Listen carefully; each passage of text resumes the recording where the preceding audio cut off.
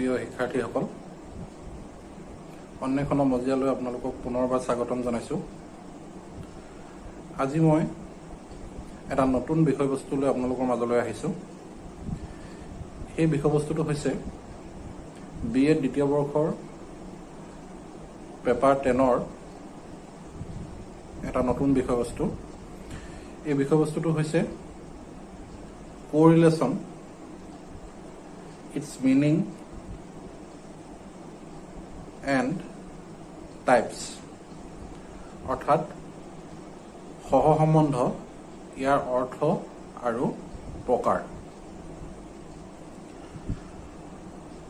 প্ৰথমতে আমি কোৰিলেশ্যন বা সহসম্বন্ধ মানেনো কি, ইয়াৰ অৰ্থনো কি, এই বিষয়ে জানি লওঁ আহকচোন। সহসম্বন্ধৰ অৰ্থ বা মিনিং জানিবলৈ যোৱাৰ আগতে আমি কেইটামান উদাহৰণ চাই লওঁ আহকচোন। এই উদাহৰণবোৰত প্ৰতিটোতে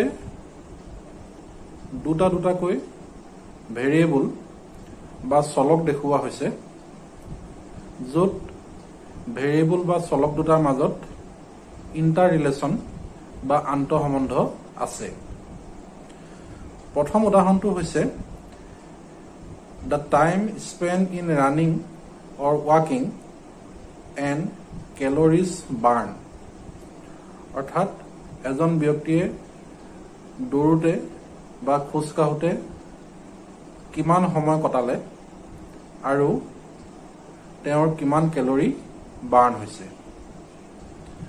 আমি সকলোৱে জানো যে যিমানে আমি বেছিকৈ খোজ কাঢ়োঁ বা যিমানে আমি বেছিকৈ দৌৰোঁ, সিমানে আমাৰ কেলৰি বেছিকৈ বাৰ্ণ হ'ব। দ্বিতীয় উদাহৰণটো হৈছে height of people and show' size, অৰ্থাৎ এজন ব্যক্তিৰ উচ্চতা আৰু তেওঁ পিন্ধা জোতাৰ আকাৰ। ডেফিনেটলি ওখ ব্যক্তিৰ কাৰণে বেছি ডাঙৰ জোতাৰ প্ৰয়োজন হয়, চাপৰ ব্যক্তিৰ কাৰণে সৰু চাইজৰ বা কম চাইজৰ জোতাৰ প্ৰয়োজন হয়।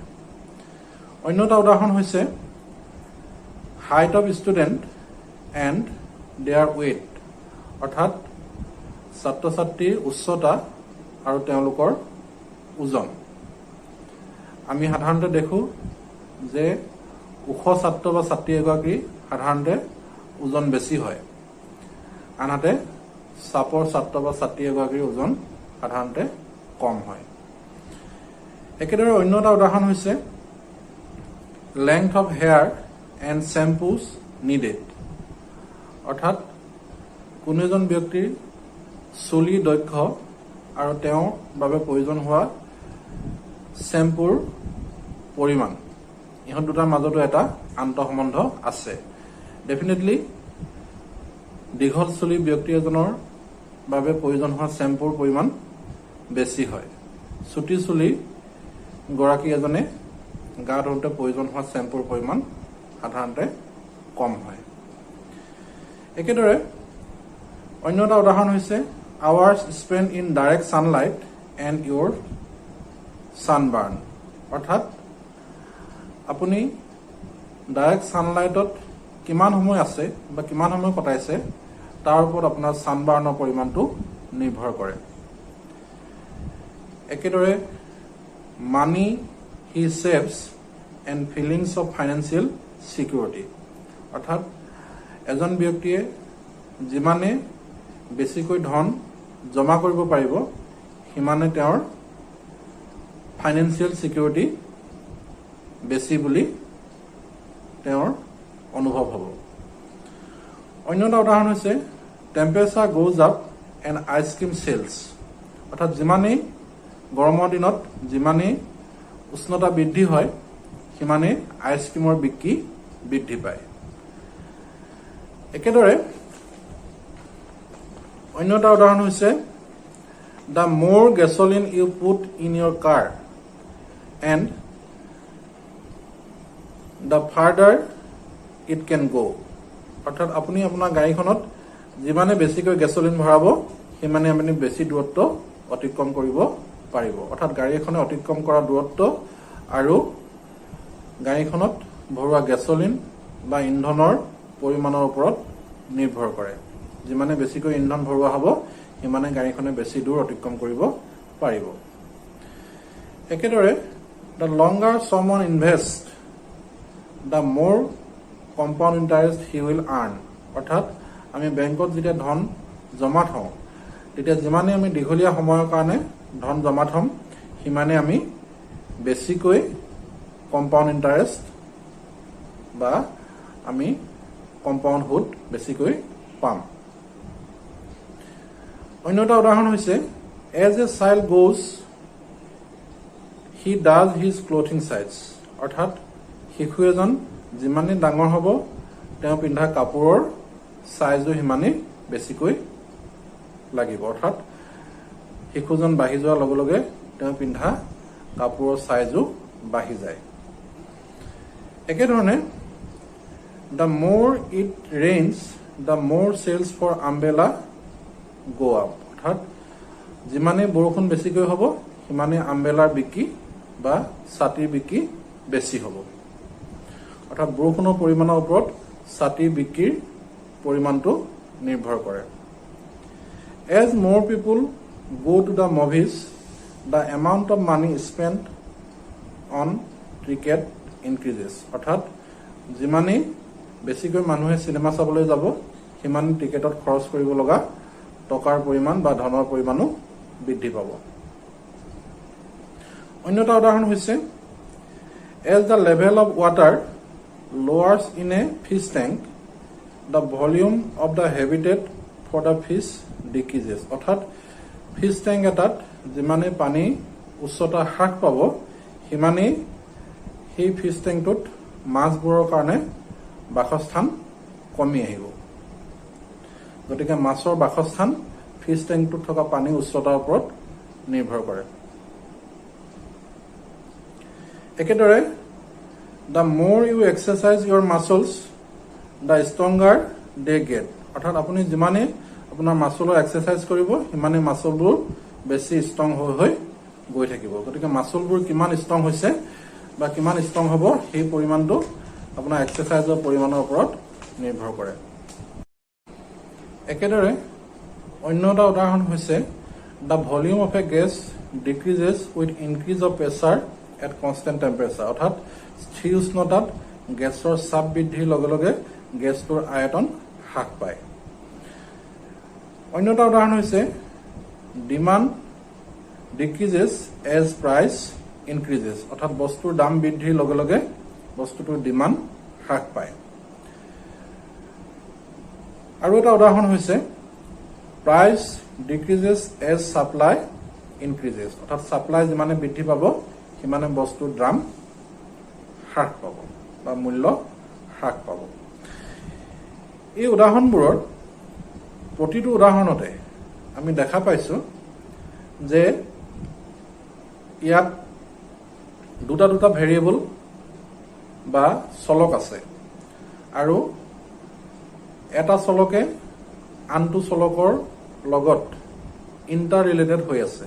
অৰ্থাৎ এটা চলক আৰু আনটো চলকৰ মাজত আন্তঃ সম্বন্ধ দেখা গৈছে। অৰ্থাৎ এটা চলকৰ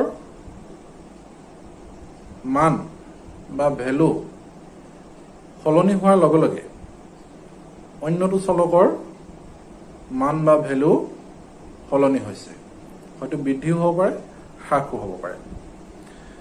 Thus, if the change in one variable appears to be accompanied by a change in the other variable, the two variables are said to be correlated and this interdependence is called correlation। অৰ্থাৎ এই ধৰণে এটা চলকৰ মান সলনিৰ লগে লগে যদি অন্যটো চলকৰ মানো সমসাময়িকভাৱে বা একে সময়তে যদি সলনি হয় তেতিয়াহ'লে আমি কওঁ যে সেই চলক দুটা মাজত সহসম্বন্ধ আছে আৰু এই ধৰণৰ আন্তঃসম্বন্ধকে সহসম্বন্ধ বোলা হয়। In short, the tendency of simultaneous variation between two variables is called correlation. অৰ্থাৎ চমুকৈ দুটা চলকৰ সমসাময়িক পৰিৱৰ্তনৰ প্ৰৱণতাকে আমি সহসম্বন্ধ বুলি ক'ব পাৰোঁ। ছাত্ৰ ছাত্ৰীসকল, ইয়াৰ পাছতে আমি এই বিষয়বস্তুটো অৰ্থাৎ সহসম্বন্ধৰ লগত জড়িত অন্য এটা টাৰ্ম বা অন্য এটা ৰাশি জানি লওঁ আহকচোন। সেই ৰাশিটো হৈছে কোএফিচিয়েণ্ট অফ কোৰিলেশ্যন অৰ্থাৎ সহসম্বন্ধৰ গুণক। সহসম্বন্ধৰ গুণকৰ অৰ্থ বা মিনিংনো কি? To measure the degree of interrelationship between two variables quantitatively, an index of relationship is used and termed as coefficient of correlation. অৰ্থাৎ দুটা চলকৰ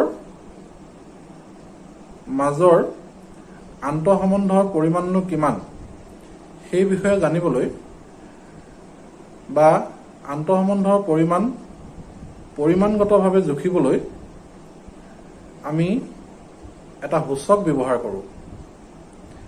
এই সূচকটোৰ নামেই হৈছে সহসম্বন্ধৰ গুণক। Thus, coefficient of correlation is a numerical index that tells us to what extent the two variables are related and to what extent the variations of one variable changes with the variations in the other. The coefficient of correlation is symbolized either by r, small r, or rho. অৰ্থাৎ সহসম্বন্ধৰ গুণকে এটা চলকৰ মান কিমান পৰিৱৰ্তন হওঁতে অন্যটো চলকৰ মান কিমান পৰিৱৰ্তন হৈছে তাক সূচায়। সহসম্বন্ধৰ গুণকক স্মল r বা rho চিহ্নৰে চিহ্নিত কৰা হয়। The symbol r is known as product moment correlation coefficient or Karl Pearson's coefficient of correlation. অৰ্থাৎ সৰুফলা আৰেৰে যেতিয়া আমি সহসম্বন্ধৰ গুণকক সূচাম তেতিয়া তাক প্ৰডাক্ট মমেণ্ট কোৰিলেশ্যন কোএফিচিয়েণ্ট বা কাৰ্ল পিয়াৰছনৰ সহসম্বন্ধৰ গুণক বোলা হয়। অন্যহাতে the symbol rho is known as rank difference correlation coefficient or Spearman's rank correlation coefficient. অৰ্থাৎ যেতিয়া সহসম্বন্ধৰ গুণকক rho চিহ্নৰে সূচোৱা হয় তেতিয়া তাক rank difference correlation coefficient বা Spearmanৰ correlation coefficient বা সহসম্বন্ধৰ গুণক বোলা হয়। ইয়াৰ পাছতে আমি আলোচনা কৰোঁ what are the types of correlation অৰ্থাৎ সহসম্বন্ধৰনো প্ৰকাৰবোৰ কি কি? In a bivariate distribution, the correlation may be classified in two ways. অৰ্থাৎ দুটা চলকযুক্ত যিবোৰ ডিস্ট্ৰিবিউচন সেই ডিস্ট্ৰিবিউচনবিলাকত সহসম্বন্ধক আমি দুই ধৰণেৰে ভাগ কৰিব পাৰোঁ। Number 1 positive negative and zero' correlation অৰ্থাৎ ধনাত্মক ঋণাত্মক আৰু শূন্য সহসম্বন্ধ। Number 2 linear and curvilinear বা নন লিনিয়াৰ অৰ্থাৎ ৰৈখিক অথবা বক্ৰৰৈখিক বা অৰৈখিক সহসম্বন্ধ। আমি প্ৰথমতে যিবোৰ উদাহৰণৰ কথা কৈছিলোঁ তাৰে উদাহৰণ 1ৰ পৰা 14 অৰ্থাৎ 1ৰ পৰা 14ৰ ভিতৰত চিএল নাম্বাৰ 1ৰ পৰা 14ৰ ভিতৰত যিখিনি উদাহৰণৰ কথা কৈছিলোঁ সেই প্ৰতিটো উদাহৰণতে এটা চলকৰ পৰিমাণ বৃদ্ধিৰ লগে লগে অন্যটো চলকৰ পৰিমাণো বৃদ্ধি হৈছে বা এটা চলকৰ পৰিমাণ হ্ৰাসৰ লগে লগে অন্যটো চলকৰ পৰিমাণো হ্ৰাস হৈছে।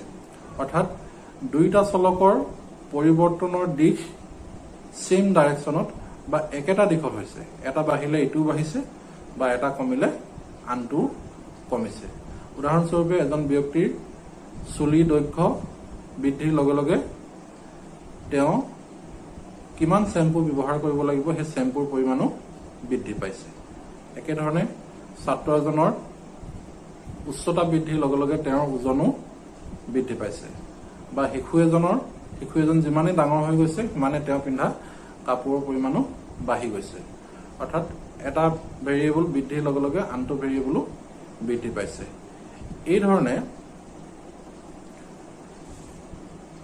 যদিহে এটা চলক বা এটা ভেৰিয়েবলৰ পৰিমাণ বৃদ্ধিৰ লগে লগে আনটো চলকো যদি বৃদ্ধি পায় বা এটা হ্ৰাস হোৱাৰ লগে লগে আনটো যদি হ্ৰাস পায় অৰ্থাৎ ইহঁতৰ পৰিৱৰ্তনৰ দিশ যদি একেই হয় তেতিয়াহ'লে আমি কওঁ যে চলক দুটাৰ মাজত পজিটিভ কোৰিলেশ্যন বা ধনাত্মক সহসম্বন্ধ আছে একেধৰণে উদাহৰণ নম্বৰ 15 পৰা 17 ভিতৰত আমি দেখা পাইছো যে এটা চলকৰ পৰিমাণ বৃদ্ধিৰ লগে লগে আনটো চলকৰ পৰিমাণ হ্ৰাস পাইছে অৰ্থাৎ চলক দুটাৰ পৰিৱৰ্তনৰ দিশ একেটা দিশত হোৱা নাই দিশটো বা ডাইৰেকশ্যন অপজিট এটা বৃদ্ধি হওঁতে আনটো হ্ৰাস পাইছে উদাহৰণস্বৰূপে কনষ্টেণ্ট টেম্পাৰেচাৰ বা স্থিৰ উষ্ণতাত যদি গেছৰ চাপ বা প্ৰেছাৰ যদি বৃদ্ধি পায় তেতিয়া কিন্তু গেছটোৰ ভলিউম বা আয়তন হ্ৰাস পায় অৰ্থাৎ প্ৰেছাৰ বৃদ্ধি হৈছে কিন্তু ভলিউম বা আয়তন হ্ৰাস পাইছে একেধৰণে বস্তুৰ দাম বা প্ৰাইচ যিমানে বাঢ়ে সিমানে ডিমাণ্ড হ্ৰাস পায় বা সাপ্লাই যিমানে বাঢ়ে সিমানে প্ৰাইচ বা দাম হ্ৰাস পায় অৰ্থাৎ এইকেইটা উদাহৰণত চলক দুটা পৰিৱৰ্তনৰ দিশ বিপৰীত এনেধৰণৰ যদিহে এটা চলক আৰু আনটো চলক বিপৰীত দিশত যদি পৰিৱৰ্তন হয় তেতিয়া আমি কওঁ যে চলক দুটাৰ মাজত ঋণাত্মক বা নেগেটিভ কোৰিলেশ্যন আছে বা ঋণাত্মক সহসম্বন্ধ আছে কেতিয়াবা দেখা যায় যে দুটা চলকৰ মাজত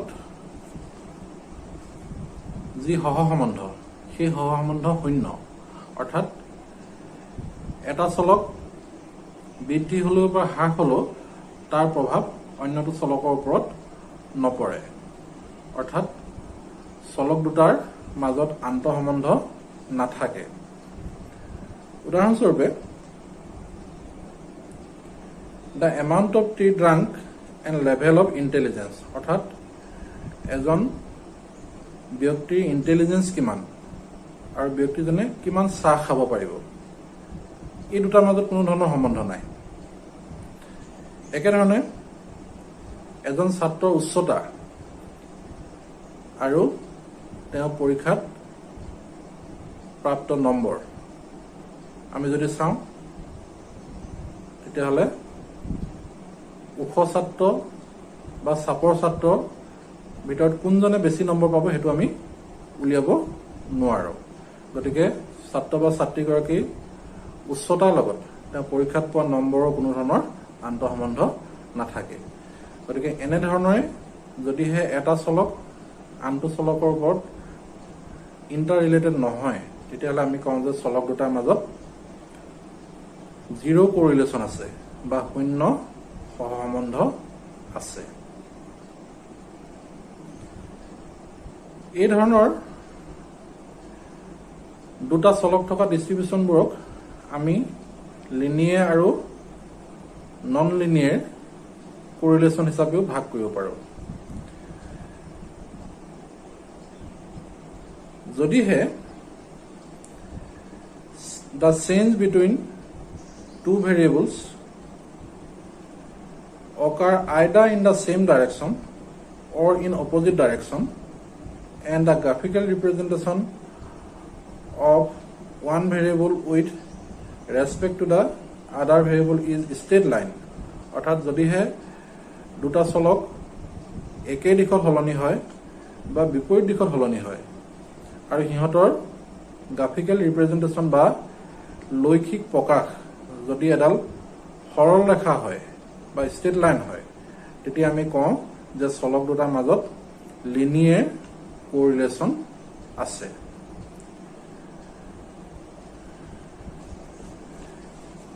কেতিয়াবা দেখা যায় যে দুটা চলকৰ মাজৰ যি আন্তঃসম্বন্ধ সেই আন্তঃসম্বন্ধৰ লৈখিক প্ৰকাশ সৰল ৰেখাত নহ'ব পাৰে, এডাল কাৰ্ভ বা বক্ৰৰেখাত হয়তো হ'ব পাৰে। অৰ্থাৎ কেতিয়াবা এনেকুৱা হয় যে এটা চলকৰ পৰিমাণ বৃদ্ধিৰ লগে লগে আনটো চলকৰ পৰিমাণো প্ৰথম অৱস্থাত বৃদ্ধি পায়, কিন্তু এটা মুহূৰ্তৰ পিছত সি পুনৰ হ্ৰাস পাবলৈ ধৰে। তেতিয়া আমি চলক দুটাৰ মাজৰ যি লৈখিক প্ৰকাশ সেই লৈখিক প্ৰকাশ আমি সৰল ৰেখাত উপস্থাপন কৰিব নোৱাৰোঁ। এই ধৰণৰ উদাহৰণৰ ক্ষেত্ৰত চলক দুটাৰ মাজৰ লৈখিক প্ৰকাশ এডাল বক্ৰৰেখা হিচাপে দেখা যায়।